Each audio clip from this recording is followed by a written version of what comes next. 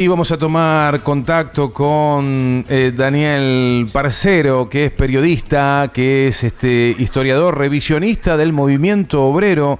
Y la verdad que queremos aprovechar esta importante oportunidad para adentrarnos en la historia, ¿no? Recién Daniel me decía, fuera de aire, conversábamos telefónicamente, me decía, se cumplen 77 años, vamos a hablar de esto, de 77 años de la llegada del peronismo a la República Argentina. A mí se me mueve, se pone feliz mi corazón y quiero saludarlo a Daniel. Daniel, ¿cómo estás? Muy buenos días. Te saluda Ronnie Fuchs, que estamos aquí, Sergio Centenaro, en Radio Lateral, en este programa que se llama Con Fundamento Criollo. Y qué placer saludarte y conocerte, Daniel. ¿Cómo estás? Bueno, muchísimas gracias. Bien, bien. Gracias por el llamado. Bueno, 77 años de la llegada del peronismo en la Argentina.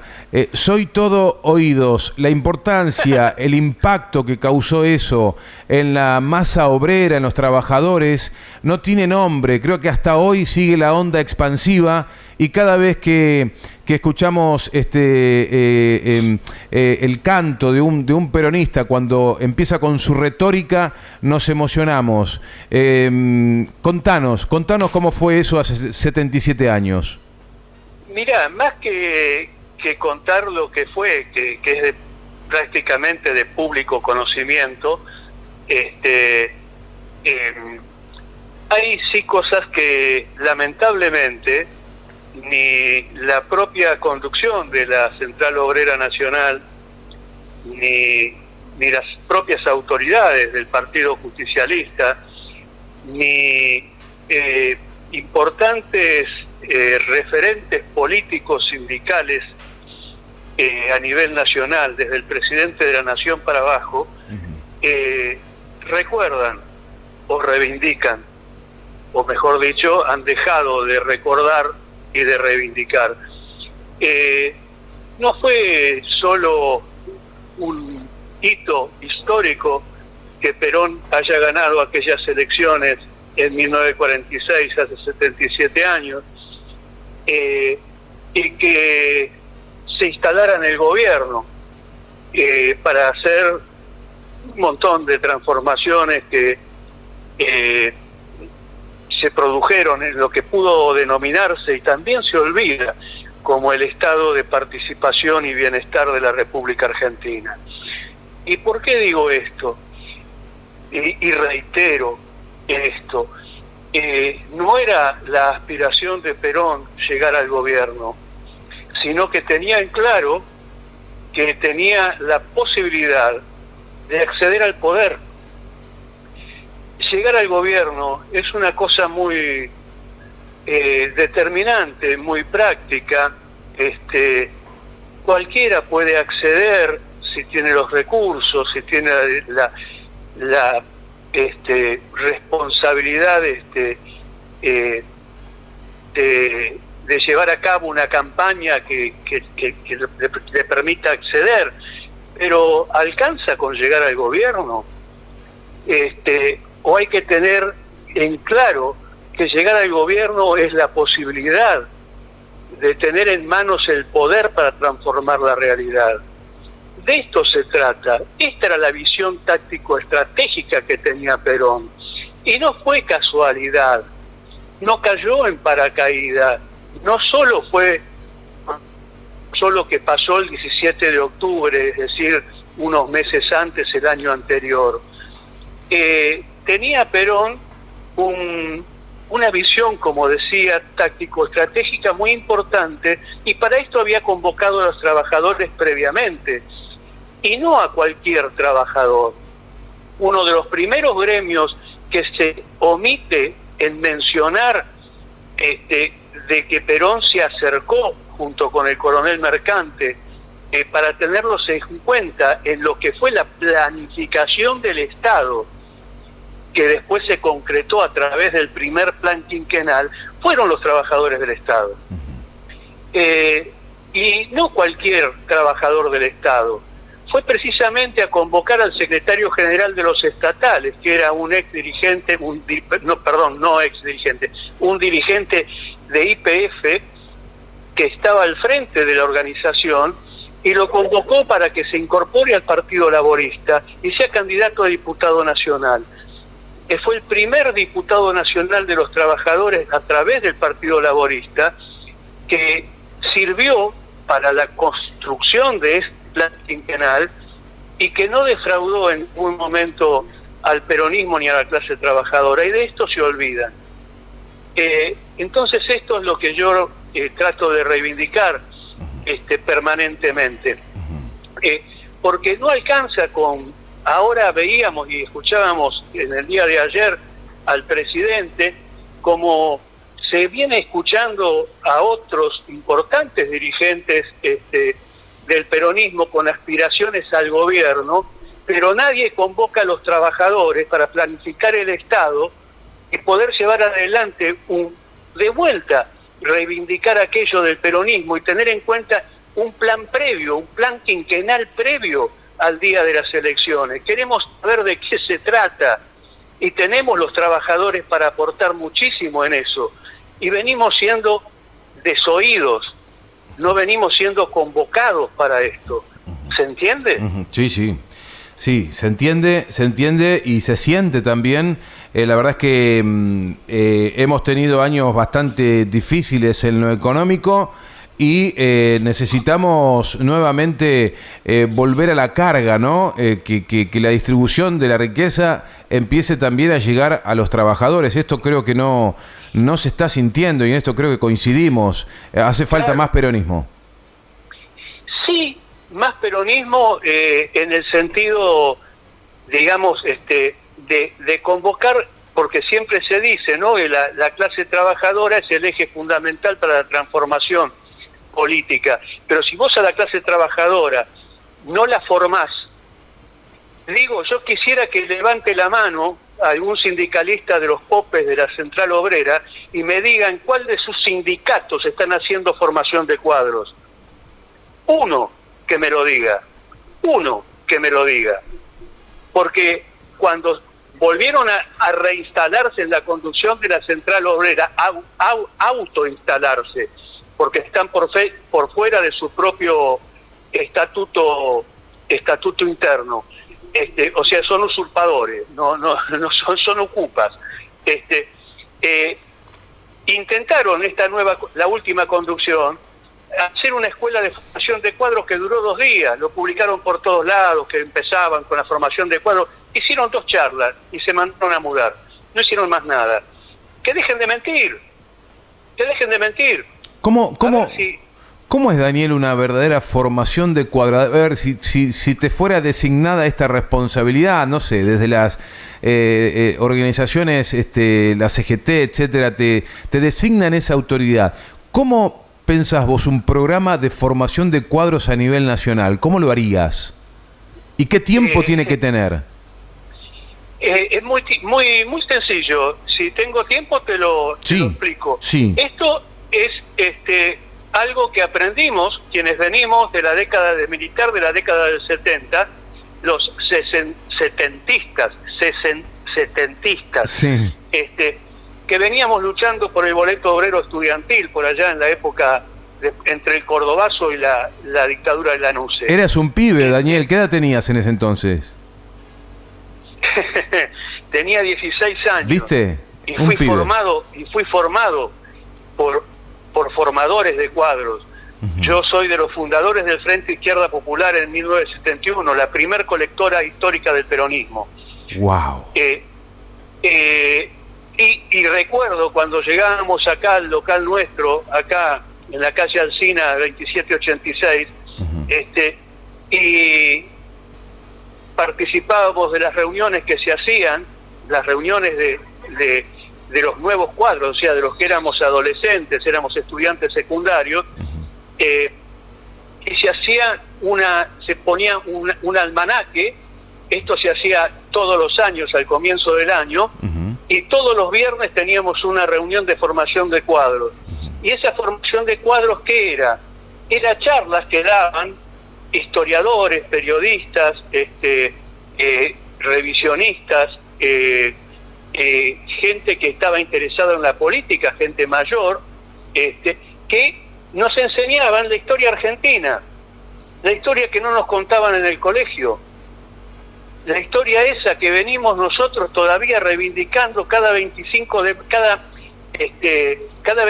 de mayo, la revolución que nunca concluyó, y cada 9 de julio la independencia que todavía no tenemos.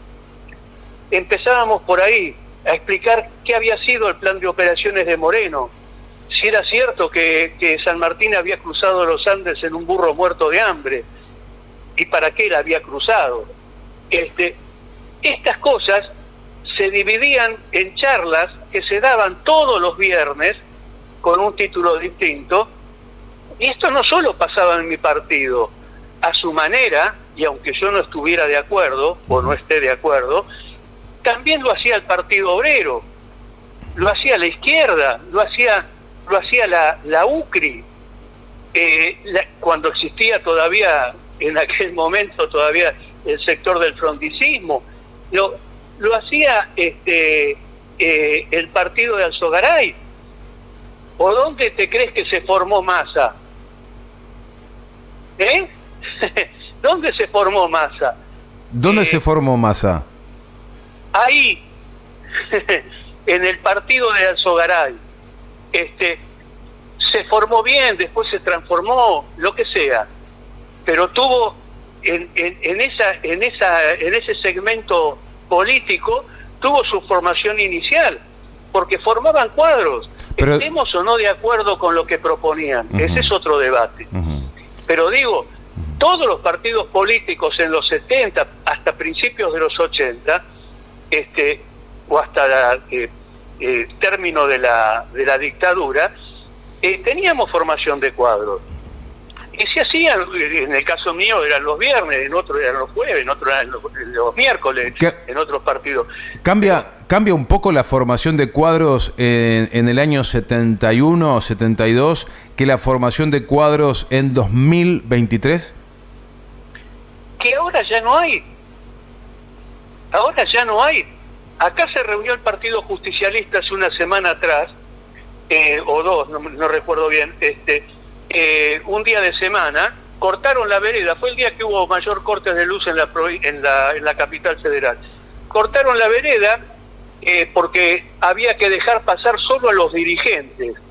Y la gente, ¿quién debatió ese día que estuvo la cámpora, el plan de gobierno que iban a tener para darlo a conocer? ¿Y quiénes participaron ahí? No podías pasar la cuadra, no podías estar en la vereda porque la policía no te dejaba pasar, si no eras de los que participaban de la reunión, o sea, una élite. O sea, la plutocracia del movimiento nacional y popular. ¿Dónde está la formación de cuadros? Digo, yo reivindico la existencia de la cámpora, pero ¿qué hace la cámpora internamente? Bueno, yo soy de la cámpora, Daniel.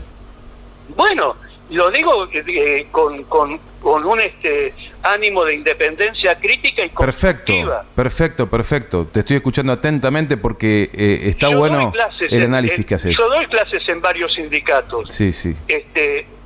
Incluso soy responsable del área de memoria histórica de los trabajadores del Estado a nivel nacional. Y tengo 47 libros, he sido declarado, no es por hacerme el importante, pero he sido declarado por la Cámara de Diputados de la provincia el autor más prolífico de la provincia de Buenos Aires en la historia de la democracia. Y me invitan de distintos lados y voy al interior del país. No voy por plata, voy por convicciones, voy por convicción a desenterrar la historia que nos han puesto arriba de una nube y no nos cuentan. Y yo creo que necesitamos escucharte, Daniel, necesitamos escucharte. Y me parece grandioso que estés convencido que acá lo que falta en tu diagnóstico es formación de cuadros. Y me sumo a esta misión que vos estás ponderando. Ayúdanos a entender cómo se puede trabajar en una formación de cuadros a nivel nacional en este tiempo donde ya... Por supuesto, lo primero es recuperar la memoria. Digo yo, ¿cuántos de los oyentes, de tus oyentes, saben que el primer gobernador obrero salteño, fue peronista y salteño, el primer gobernador de la historia argentina. Ni los salteños lo tenían, lo tienen visibilizado, y ha sido retirado, y el Cabildo, el Museo de los Gobernadores, el Cabildo ha sido cerrado, precisamente a partir de cuando, yo soy el biógrafo de Carlos Amena, a partir de que se empezó a viralizar el libro mío, que lleva 5 ediciones agotadas.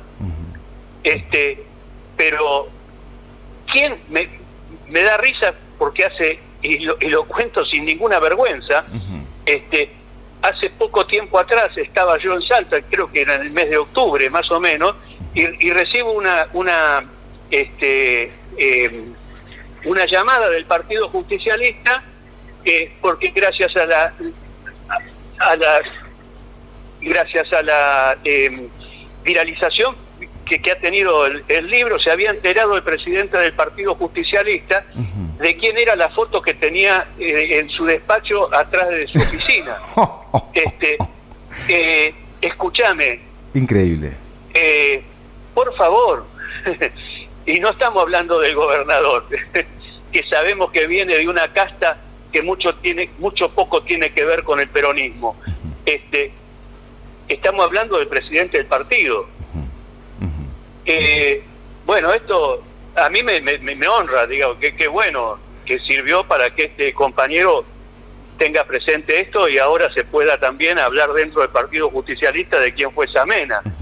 Pero hace más de 10 años que vengo con esta historia en Salta. Claro, Daniel, cuando no sé si te habrá sucedido, imagino que sí, que muchas veces quedás sin querer enroscado en debates, por ejemplo, de cuál fue el mejor peronismo, si la primera presidencia, la segunda, la tercera de Perón.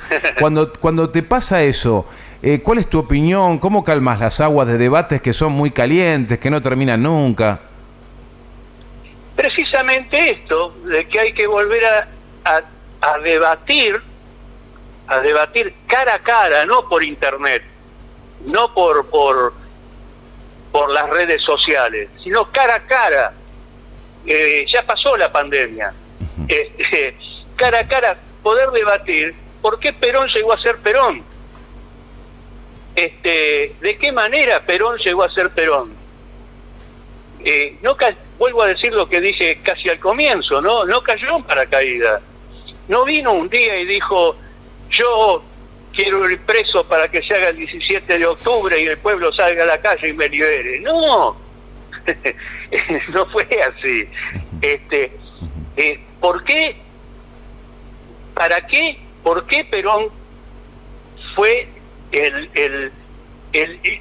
desde nada más y nada menos que desde el ejército argentino, una llama para la liberación nacional? No hablemos de Evita, estamos hablando de Perón. ¿Y por qué el peronismo dejó de ser el peronismo? ¿Y por qué cayó Perón? ¿Y por qué primero fue el jefe de una revolución, y cuando ya los propios cuadros sindicales que él había ayudado a formar y a los que les había otorgado a través de ellos derechos a los trabajadores, terminaron burocratizándose y lo dejaron solo? Si no hubiera caído el peronismo. Está bien, había tenido una pérdida muy importante, que era la llama de la revolución, que era Evita, que había fallecido 3 años antes. Evita quería, Daniel, Evita quería armar al pueblo para defenderse. Sí, pero tampoco era una ocurrencia subversiva, digamos. Estaba ya en vida de Evita, cuando ella propone esto, ya en vida de Evita, ya enferma de Evita, era consciente de que el poder oligárquico ya había cometido dos alzamientos militares que habían sido abortados. O sea, ¿qué es una revolución? Es una transformación. Total. Perón llega a un momento en que, ya no estando Evita, y siendo hostigado incluso internamente por el propio secretario general de su propia CGT, que era Buletich, por el ministro de Educación, que era Menéndez,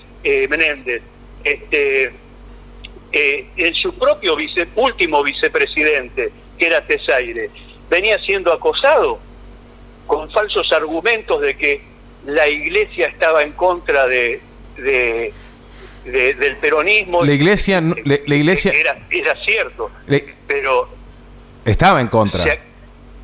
Claro que estaba en contra, pero también había un enfrentamiento entre la masonería y la Iglesia, que habían hecho hacerle creer a Perón que la famosa bandera que se quemó en la Plaza de Mayo había sido porque la había quemado la Iglesia. No, su propio secretario general de la CGT y el propio ministro de Educación eran los que habían hecho esa prendida de fuego del estandarte argentino, para echarle la culpa a la Iglesia, cuando ellos eran masones y lo que querían precisamente es que Perón se desprendiera de la Iglesia. Esa guerra interna es la que provoca el golpe. Son los principios de la última etapa de desencadenamiento del golpe de Estado del 55. De esto tampoco se habla, ¿no? Y hoy vemos, no nos olvidemos que creo, si no me equivoco, todavía hoy en Misiones está reunida la Gran Logia Masónica Internacional. Sí. No es casualidad, el Papa hace 2 o 3 días atrás terminó de disolver como secta al Opus Dei, cuando el Opus Dei venía teniendo relaciones importantes con la masonería internacional, y hasta llegó a ser, a través de Guzmán, un representante nada más ni nada menos que en la primera línea del gobierno nacional.